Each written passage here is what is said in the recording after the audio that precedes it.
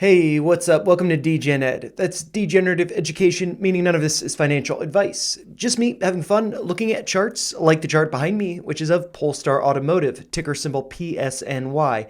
And here I am recording this on Tuesday, May 28th, after the market has closed. And Polestar closed at a price of 77.01 cents, being down about 1.25% on the day, but coming up almost 4% in the after hours, right around 80 cents.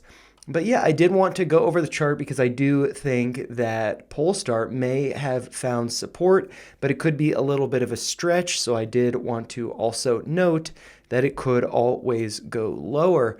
But one level that it has somewhat respected but is currently trading below is this white downtrend, which is based on these two lows, one being the low hit on October 24th of 2022. That was at a price of $4 a share.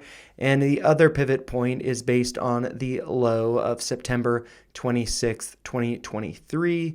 And that was at a price of $2.16. So we can see that was tested here right in the middle and has been tested right around here, just around $2 a share.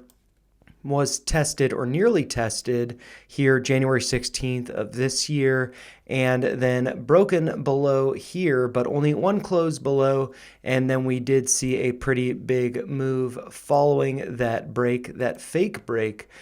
We did get a over 60% move to the upside, but now, as you can see, we are trading below it. So it's not looking that great, but you can see it right here. This 1618 extension from this retracement here at a price of 76.23 cents. That level may be acting as support, but it also may not, as we have hit lower than it, hitting a low on the 23rd. So that was Thursday of last week. And that low was 73.81 cents. We did get another wick below that 1618 level on Friday of last week, hitting a low of 74.12 cents.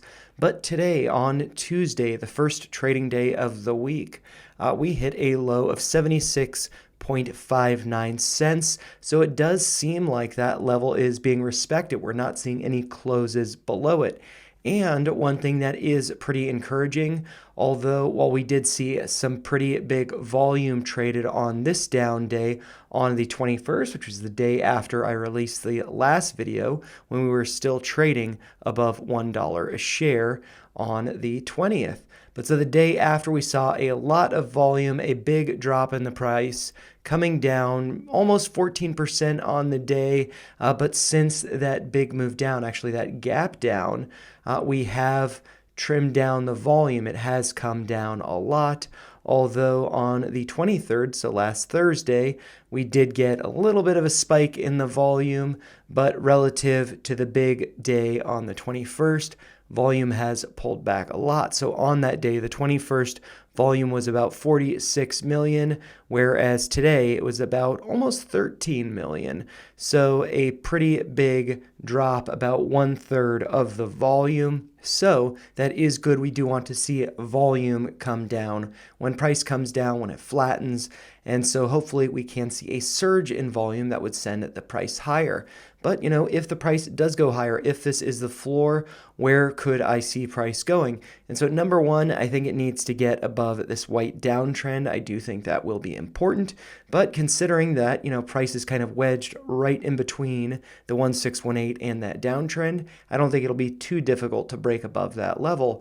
But I do think that this white downtrend may very well be acting as resistance. Also, it does correspond with a gap fill here on the 20th. The close was $1.10. So I could see right around $1 to $1.10 there being a lot of resistance there.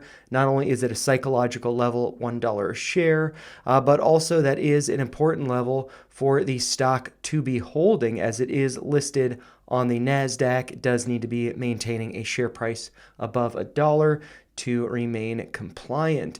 And I do think that there have actually been a lot of compliancy issues with Polestar delaying releasing their earnings report. So as it says here, options volatility and implied earnings moves today on the 23rd. And so they have delayed their earnings report. This came out 5 days ago. And so I do think that there are a lot of concerns that this could be coming down. If it does go up to $1, it might get rejected there. It might just fill this gap and then maybe pull back. So maybe current price is a great dip buying opportunity, good way to get the average down, but then think about trimming when price does get back to $1, $1.10. Because with this downtrend, which is based on these two pivot lows, one being the low from February 23rd, the other one being the low from April 25th, that has acted as support, really just based on those two pivot points. But then prior to this gap down, that was acting as support on the 20th. And so I do think that if price returns there, it may very well be rejected.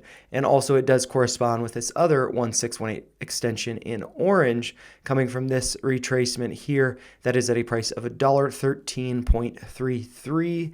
And so with all of those levels being right around there, also the pivot low from April 25th being at a price of 116, there are a lot of levels there that price may struggle to get above. But if we do see a surge in volume and the RSI, which is currently at 21.25, so very well into the oversold territory, if we do see this reverse, then I do think that we could be seeing a move up to $1. And from current price, that represents about a 40% swing, getting up to $1.08. That would be that downtrending level. So that is something to keep in mind. But yeah, I do think this is one to be cautious with because of their delays with their earnings report. It is a little bit precarious. But, those are just my thoughts. If you found them helpful, make sure you like the video, share your thoughts in the comments down below, and subscribe to the channel for more videos like this. Thanks a lot for watching.